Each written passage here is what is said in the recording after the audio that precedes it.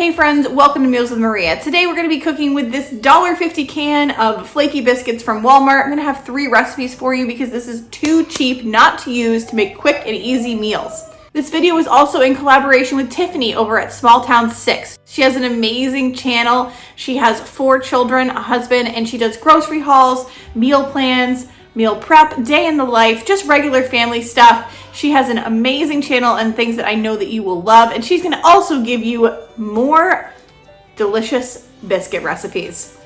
So check out her channel. I have her down in my description box. Please head over there after you take a look at these amazing 3 recipes with flaky biscuits. For this first recipe, we're making ranch, chicken, and bacon biscuit quesadillas, or might I say biscuitillas. It's much better than what the recipe calls it. I'm taking a bunch of chicken tenders that I just cooked up. I had these in my freezer, and I'm going to use those as my chicken today, but you can use a cup of diced grilled chicken or any chicken that you have on hand. You could do like a rotisserie chicken. I particularly liked it with these chicken tenders though, but I think you could even use like cheap chicken nuggets. So I added that to a bowl with 1.5 cups of shredded cheese. I had some cheddar in there. And then I'm just slicing up 2 or 3 green onions and chopping those up. We're gonna put those in the bowl as well. While I'm slicing everything up, I actually have some bacon going on the stove. So we're gonna need 4 strips, or more or less of bacon cooked. And then we're gonna chop those up and add that to the bowl once they're done. Into that, I'm gonna add 1 teaspoon of ranch seasoning or ranch dressing mix. While that bacon cooks, I'm gonna open up my biscuits, and we're actually gonna roll them out about 5 inches, like a 5-inch circle. You want it to be pretty thin, and flatten those out.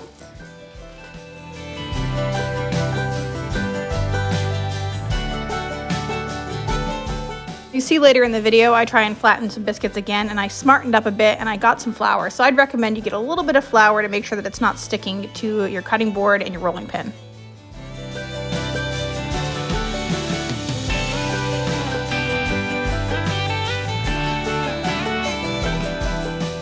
Now I have all the ingredients for the biscuitillas together, and you just want to mix that really well. Make sure that it's well incorporated and combined. You want to place about a handful of filling over each flattened biscuit and then roll it over on the side and tighten those edges together.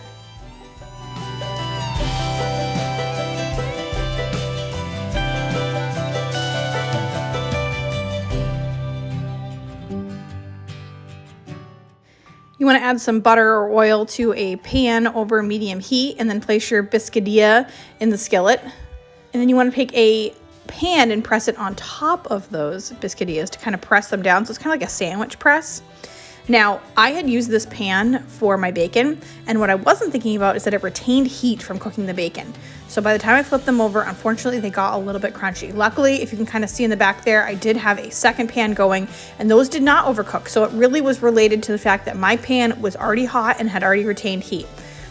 Also lucky, these were actually tasted really good, even though they were a little bit crispy on the outside. Like, we couldn't really tell that there was burnt flavor, which was amazing. And maybe that has something to do with the butter and the flavor of everything else. But they did turn out really well, luckily, in the other pan. And I was able to feed those to my kids and my husband. And actually, my husband was such a good team player this night. He was like, no, I'll eat the burnt ones. They're totally fine. They're going to taste good. And he was right. They really weren't overkill, but definitely a little bit darker than you'd want them to be. And if you want to be safe about it, you could always cook it on a lower heat. And I think that would work out well too.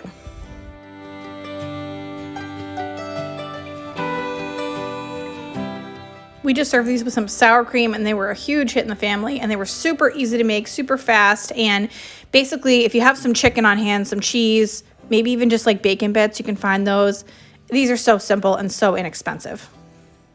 Now for my next recipe, I am making a strawberry shortcake. Now I know we probably all had strawberry shortcake with biscuits before. I've done the Biscuit strawberry shortcake for years, but I haven't really tried using the store-bought ones. And I also have a little twist on this special recipe I found online, and I was like, I need to try that because it sounds so good. So I'm just starting off by slicing my strawberries, and we're going to macerate these. So we're going to put them with a little bit of sugar, and we're going to let that sit for a little while, and it really is going to bring out the natural sugars in the strawberry plus the extra sugar you put on it. So there's nothing wrong with that. Now we are heading to strawberry season, so hopefully we can find strawberries on a deal, but some budget alternatives. My grandmother always serves like cheesecake and strawberry shortcake with the sugared strawberries, like the frozen ones. And I was looking at Walmart. You can get just a regular package of frozen strawberries for $2.24, which is a pretty good deal. And then I think it's like $3.28. You can get the sugared ones. So I don't know, how comparable that is to buying a regular size of pint of strawberries, depending on where you live and whether they're in season or not, but those are some good alternatives. Now here's the really fun part. You want to take a 1/4 cup of melted butter and a 1/4 cup of sugar. And I admit that I wasn't quite on my screen here when I was doing this. And you want to take your biscuits and dip each of your biscuits in the butter and then in the sugar. So you're rolling them in both and you're almost creating like a donut. And I will tell you that this is totally worth it and absolutely delicious. Julian's been asking to have the extras at breakfast time sometimes, and maybe I let him because they are so good. And I'm never going to do another strawberry shortcake biscuit without doing it this way because you're already having dessert, so you might as well have a little extra butter and sugar. I have a couple of choices when it comes to the whipped cream. I am making my own because I did have some cream on hand, and I checked at Walmart. That's about $2.08 to get a package of whipping cream. And then you just want to put that in your mixer with your whisk attachment. If you don't have that, you can do it by hand, but it might take a while, so it's not actually my recommendation. You can also get Cool Whip at Walmart for 98 cents, so that's an even cheaper budget alternative, and it's still pretty good in a strawberry shortcake. You just want to whip that up with a couple teaspoons of vanilla, and then you can add like 2 to 4 tablespoons of powdered sugar, depending on how sweet you like it. I'm actually going to add about 1/3 cup of maple syrup to mine and make almost like a maple whipped cream, and that's delicious too. You want to whip until stiff peaks form, and then you are all set. You just want to assemble your strawberry shortcake, biscuit on the bottom, break those in half, some strawberries, some whipped cream, and that over the top. And I really wanted to get some footage with the family, but Ben needed to go to bed at the exact time dessert was ready. How was it? The yummiest thing in the whole entire world. What was your favorite part? What was your favorite part? Daddy? Daddy? No, your favorite part of the strawberry shortcake. The bun. You like that? That was the biscuit part. It was super yummy. Was it sugary?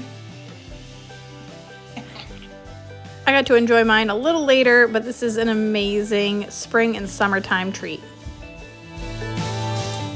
For this next recipe, we're gonna make breakfast calzones, and these are such a great budget alternative to buying something out at McDonald's or Dunkin' Donuts or your local coffee shop. They are way, way, way cheaper. So we're gonna spend that $1.50 on those biscuits. We're also gonna put in 4 eggs, and I'm actually gonna use 4 eggs in my bowl, and then I wanna set aside 1 egg white, and I just figured, why waste this yolk? We're gonna put the yolk in there too, because why not? We're gonna make some eggs for our breakfast calzone. So you just wanna whip that up, and if you have some cream or milk, go ahead and do that. I actually just used a little bit of water today because I needed to get milk at the store. I'm just scrambling my eggs like I regularly scramble my eggs over a medium-low heat. Just gonna cook those up, make sure that they don't get overcooked, and then we're gonna remove those from the heat, set those aside. You wanna preheat your oven to 350 degrees. Promptly scare the bejesus out of yourself opening the biscuit container, because who hasn't done that? And you can see I smartened up and got some flour. So we're gonna basically do the same thing that we did with the quesadillas for the calzones and flatten out that biscuit dough.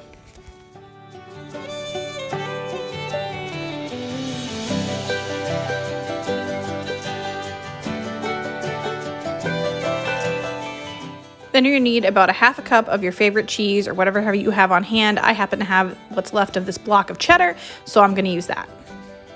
Add about 1 tablespoon of cheddar to each calzone. And you'll see off to the side there, I have some bacon that I did microwave for about 4 minutes until crispy. And you could cook it in the microwave, you could cook it on the stove. You could also use regular breakfast sausage, turkey sausage, or turkey bacon. Turkey bacon and breakfast sausage seem to be actually the cheaper option for most part. But I only used maybe like 6 slices of bacon, so it definitely wasn't a full pound or anything like that. It's a good way to get away with using less, but getting a lot of a bang for your buck, because it still tastes like, wow, there's bacon in here. Like, this is really good. And then you want to add a couple tablespoons of scrambled eggs to each calzone.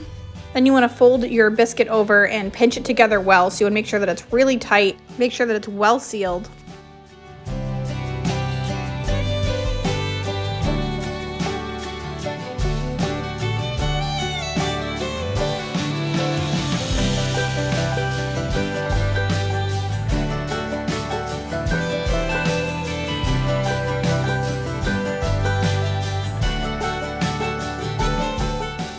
Brush all the calzones or the biscuits with a little bit of egg whites, and then cook these at 350 degrees for 14 to 16 minutes until golden. I did do mine the full 16 minutes, and that way they got a nice golden crust on them. The thing that I love about this is I just made 8 breakfasts or 4 breakfasts, depending on how many you're gonna eat at a time. But I did it by putting it in the oven and setting it and forgetting it kind of thing. I feel like sometimes when I'm making breakfast sandwiches, I have to assemble all these things or maybe toast them up. This was a lot easier for me, so I really, really enjoyed it, and I was happy that when it came out, I had 8 full breakfasts ready to go. That is going to be the last recipe for this video. I want to thank you so much for watching today. Make sure to check out Small Town 6, Tiffany's channel. It is amazing. Go ahead and click down there right now.